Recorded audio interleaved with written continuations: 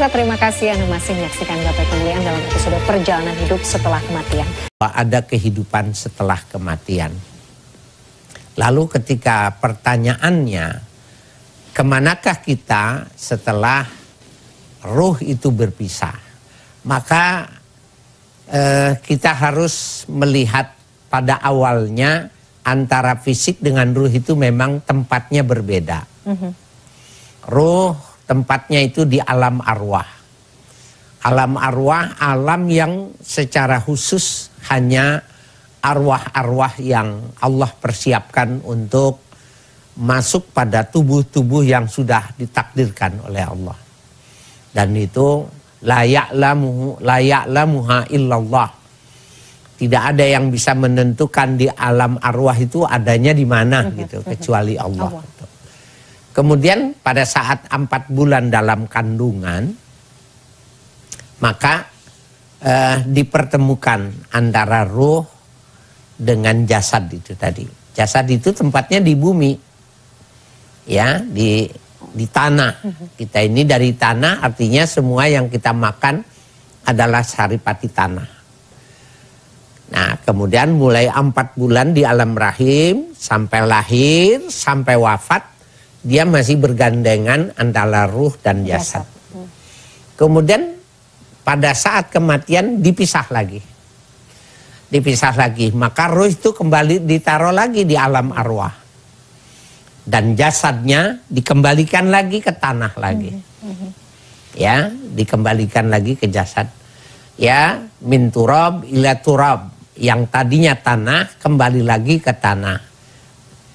Nah, itu alam itu adalah yang disebut dengan alam barzah.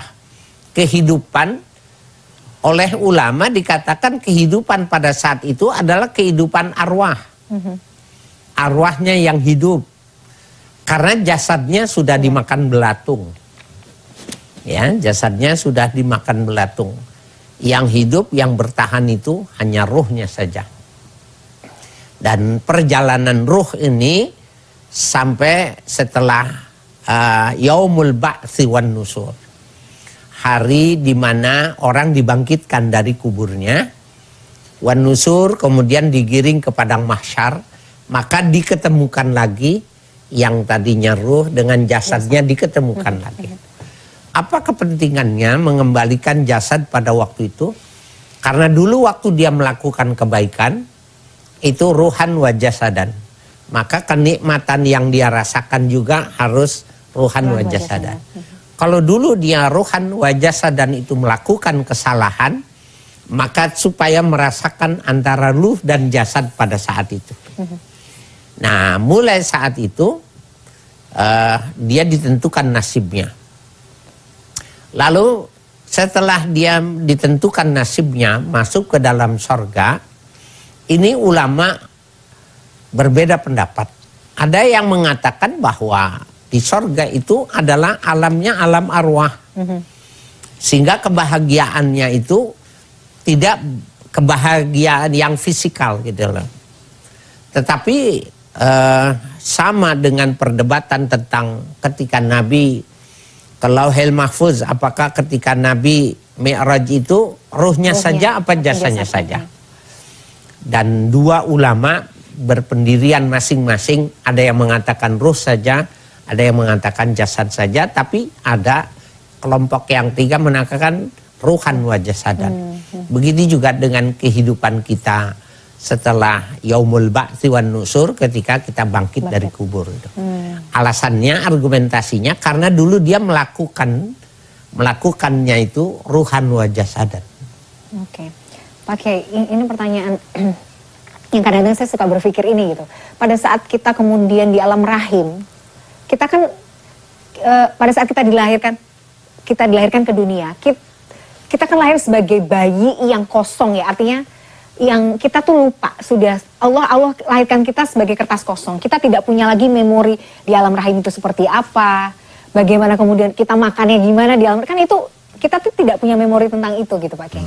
Nah, apakah nanti akan seperti, apakah ada penjelasan ulama yang kemudian bisa bisa menjawab pertanyaan ini. Ketika misalnya nanti di alam barzah atau mungkin nanti ketika kita dibangkitkan lagi, memori itu tuh masih ada nggak Pak Kiai? Atau kita dilahirkan sebagai sebuah entitas yang misalnya sama seperti dari alam perpindahan dari alam rahim ke alam dunia. Kita nggak punya bayangan apapun atau seperti apa Pak Kiai? Ya, ada pertanyaan Sayyidina Umar kepada Nabi.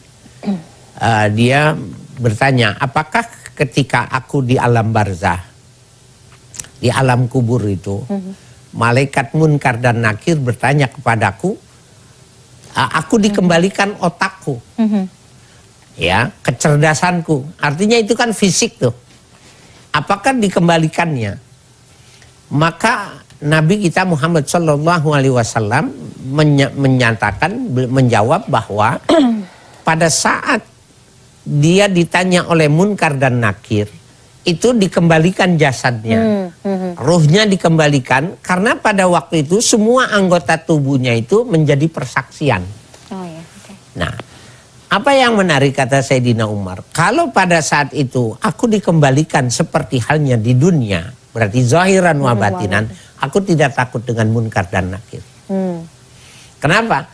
Ada kecerdasan yang dibekali oleh Allah, yang dia, memori dia, kebaikan dia, tentang kesalahan dia, argumentasi, alasan dan lain sebagainya, dikembalikan, maka aku siap. Aku nggak takut sama Munkar dan Nakir.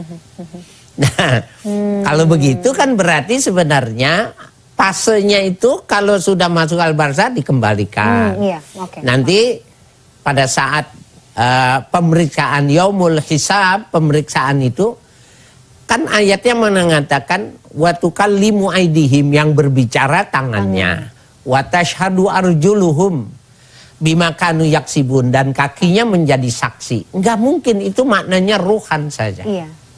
Oke. Ya. Jadi jasad pun merasakan. Karena dia menyaksikan, dia yang menyaksikan ini berbuat ini, dibuat ini. Kemudian kalau dia melakukan kebaikan, maka tubuh ini merasakan kebaikan, kenikmatan. Kalau dia jelek, maka dia akan merasakan. Sehingga kalau digambarkan di dalam Al-Quran itu, kulitnya setelah hancur digantikan kulit yang baru, itu maknanya zahiran wa batan. Oke. Menarik, nanti kita bahas. Kita break dulu ya Pak Kiai ya. Nanti kita akan lanjutkan. Pemirsa jangan kemana-mana. Gapai kemuliaan masih akan kembali setelah jeda yang satu ini. Tetaplah bersama kami.